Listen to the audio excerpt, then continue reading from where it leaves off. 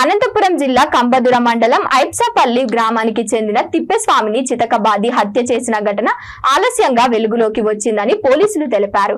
హత్య చేసి 24 గంటల్లో పోలీసులు నిందితులను అరెస్టు చేశామని డీఎస్పీ తెలిపారు.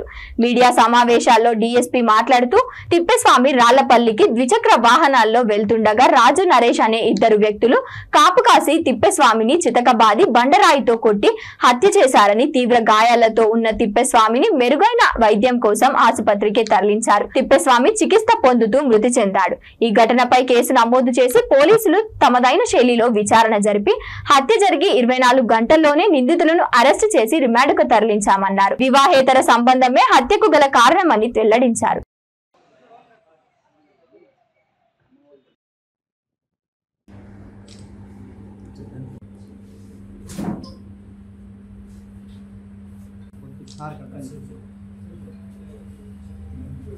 నిన్నటి దినము అనగా 13/8/2024 తారీఖున సాయంత్రం 4:30 గంటల ప్రాంతంలో కంబదూరు ఐపార్స్పల్లి గ్రామానికి పోయే దారిలో మల్లేశ్వర స్వామి గుడి దగ్గర ముద్దాయిలు మల్లెల రాజు మరియు హరిజన నరేష్ అనే వీళ్ళిద్దరూ హరిజన తిప్పేస్వామి అనే వ్యక్తి మోటార్ సైకిల్ మీద పోతుండగా అతనిని ఆపి రాళ్లతో కొట్టి చంపడం జరిగింది.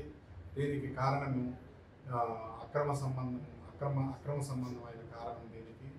దీని మీద ఎస్పీ గారి ఉత్తర్వుల మేరకు వెంటనే ఒక 3 టీంలు ఫామ్ చేసి ముద్దాయిల్ని పట్టుకోవడానికి ప్రయత్నం జరిగింది. ఈ ప్రయత్నంలో భాగంగా ఆ ముద్దాయిలు వేరు దారి లేక వారు ఈరోజు 3 గంటల ప్రాంతంలో సూర్యనారాయణ విఆర్ఓ దగ్గర సరెండర్ కావడం జరిగింది. తదుపరి సూర్యనారాయణ విఆర్ఓ గారు మా దగ్గర అతన్ని హాజరుపరిచినారు. ఆ తర్వాత వారిని అరెస్ట్ చేసినాము. రేపు వీళ్ళను రిమాండ్కు పంపిస్తున్నాము.